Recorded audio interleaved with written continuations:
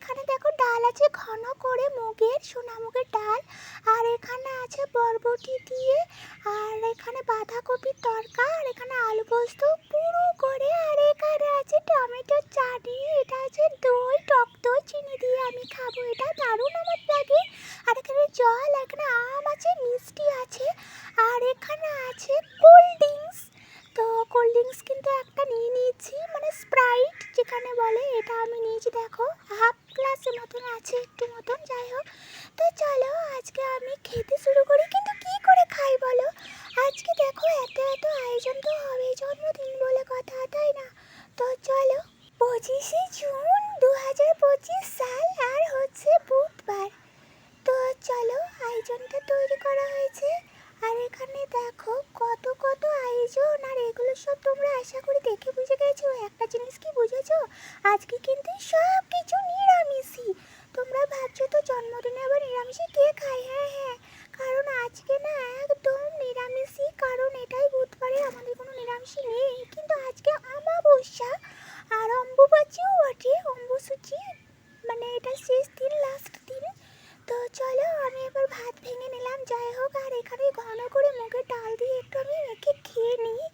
তো অনেকে বলে আমার খাওয়াটা নাকি অনেক সুন্দর। এখানে পোস্তর বড়াটা খাচ্ছি আমি, পোস্তর বড়া সব থেকে ফেভারিট এই জায়গার মধ্যে। আর আলু পোস্ত আর পোস্তর বড়া আমার ভীষণ ফেভারিট। আর এখানে টক দই, সেটাও হচ্ছে আমার ভীষণই ফেভারিট এখানের মধ্যে। তো চলো আমি এবার একটু শাক দিয়ে খেয়ে নিচ্ছি। আর এখানে দেখো 7 রকমের আজকে ভাজা তৈরি করেছে আমার মা। তো চলো এখানে দেখো কুমড়ো ভাজাটা কতটা সুন্দর দেখতে লাগছে, আমি একটু খেয়ে নিই। সব রকম যখন ভাজা তৈরি করছি একটু করে তো খেয়ে নিই, এত কিছু কি খেতে পারি? এই খাবারটাই না দুজনের খাবার, একজনের খাওয়াচ্ছে। তো দেখো কাঁকরোল ভাজাটা আমি একটু খেয়ে নিলাম, কিরুই ভাজা খেয়ে নিলাম, পটল ভাজা খেয়ে নিলাম, বেগুন ভাজা খেয়ে নিলাম।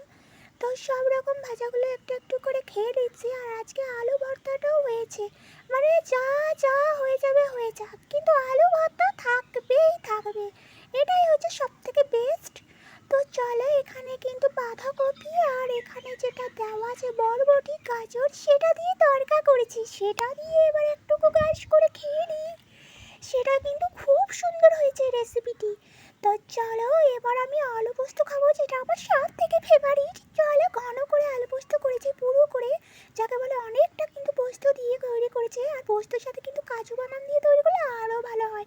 তো চলো তোমরা খাবে নাকি একাই? না নাও, খেয়ে নাও খেয়ে নাও। তো চলো তোমাদেরকেও দিলাম। এবার কি দিয়ে খাবো বলো তো? এবার আমি খাবো টমেটো দিয়ে।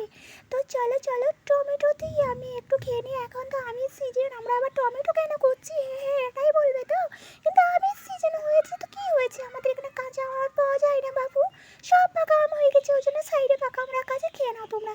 আর আমি এখানে টমেটো দিয়ে একটু খেয়ে নিলাম।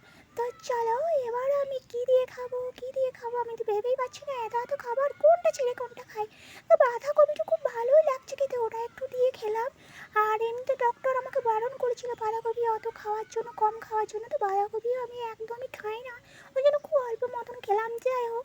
তারপর আবার কিন্তু দেখো ঘন করে ডালটা এত ভালো হয়েছে না, এখানে মাছের মাথাকে হাড় বানিয়ে দেবে এই ঘন করে মুগের ডাল। সত্যি মাছের মাথা দিয়ে ডাল খেতে আমি খেয়েছি, অসাধারণ লাগে, তার থেকে দ্বিগুণ টেস্টি লাগছে আজকে। সত্যি আহা, একবারে এত ভালো লাগবে যে এই ডালটা, সত্যি কি সুগন্ধি। এই ডালটা কিভাবে তৈরি করছে আমার মা আমি সত্যি জানি না, হয়তো রেসিপিটি জানলে পরে আমি তোমাদের সাথে একটু শেয়ার করে নিতাম, কিন্তু আমি সেই মুহূর্তে ছিলাম না বাড়িতে, ওই জন্য আমি জানি না। তো চলো তারপরে এবার কি দিয়ে খেয়ে নেবো আমি সেটাই ভাবছি। টক দইটা আমি একটু চিনি দিয়ে ডিপ ফ্রিজে রেখেছিলাম, তো তারপর রাখার পর একটু জল কেটে গেল, কারণ অনেকক্ষণ ধরে শক্ত হয়ে গেছিলো। তারপরে হালকা আস্তে আস্তে জল কেটে যাচ্ছে, যাই হোক না আমি আর এক চামচ খেয়ে নিলাম। আর টক দই খেতে এত ভালো লাগে না চিনি দিয়ে, জাস্ট অসাম লাগে। ভাত খাওয়ার পর লাস্টের দিকে আমি খাই, কিন্তু আজকে প্রথমেই নিয়ে নিয়েছি ওই জন্য। তো চলো রোজকারের মতন আজকেও যে এত ভালো খাবার হবে সত্যি আমি ভাবতেই পারিনি। তো আমার অনেক দিনের ইচ্ছে ছিল সবাই কত সুন্দর করে খায়, মানে জন্মদিনের সবারই কত কত ভাজা করে ইয়ে করে, আমার খুব ইচ্ছে ছিল, ওই জন্য দেখো করেছি। আর এখানে দেখো আমি কিন্তু স্প্রাইটটা খেয়ে নিচ্ছি একটু ভাত খাওয়ার সাথে সাথে, যাতে ভালো করে হজমটা হয়। তো খুব অল্প খাবার খাওয়া হলেও কি হবে, হজমটা তো হতে হবে ঠিকঠাক, তাই না? তো দেখো আমি তারপরে কিন্তু আমি এটা খেয়ে নিলাম চটপট করে। এবার কি খাবো বলো তো? এবার চলো চলো এবার আমি ভাবছি টক দই দিয়ে একটু ভাত মেখে খাওয়া যাক, কেমন হবে? তো চলো আমি সাদা ভাত নিয়ে নিয়েছি। আর আমার ভাত খাওয়ার স্টাইলটা না অনেকে বলেছে, যারা ভিডিও দেখে তারা বলে খুব সুন্দর তোমার খাওয়াটা, আমার ভীষণ ভালো লাগে। সবাই একসাথে অনেক রকম মেখে খেয়ে নেয়, আমি আবার ওরকম পারি না, আমি হাফ হাফ করে খাই। যাই হোক, তো আমি এমনিতে খুব মিরিচ চিরিচ যাকে বলে সেরকম, মানে একদম বেশি বেশি যেগুলো পছন্দ নয় সেগুলো খেতে চাই না। টক দইটা খেয়ে নেবো, এর শুধু টক দই লাগছে দেখতেই না, আমার ভীষণই পছন্দ লাগছে টক দইটা। মাখা ভাতটা খেতে যেন অমৃত, আহা, এত ভালো খেতে লাগবে আমি সত্যি ভাবিনি। টক দই দিয়ে ভাত অসম লাগে যারা খায়, কিন্তু আমি জানি তো টক দই দিয়ে কখনোই ভাত মেখে খাইনি, এই ফার্স্ট টাইম খেলাম। আমি সবসময় টক দই চিনি দিয়ে এমনি জাস্ট খেয়ে নিই। তো আমার এই বকবকানি কে যে শুনবে সত্যি জানি না, তো যারা শুনবে তাদের জন্য অনেক অনেক ধন্যবাদ।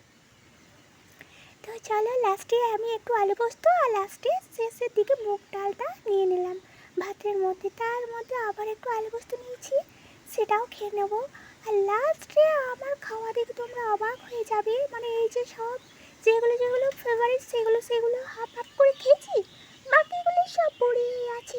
যাই হোক, তো আমার এখানে একটা পোস্ত বড়াটা আমি একদম খেতে খেতে এত এত খাবার ভুলে গেছি পোস্ত বড়া যে কত ফেভারিট। তারপর পোস্ত বড়াটা ভালো করে মেখে নিলাম ডালের সাথে মেখে খেতে একটা কি অমৃত অমৃত।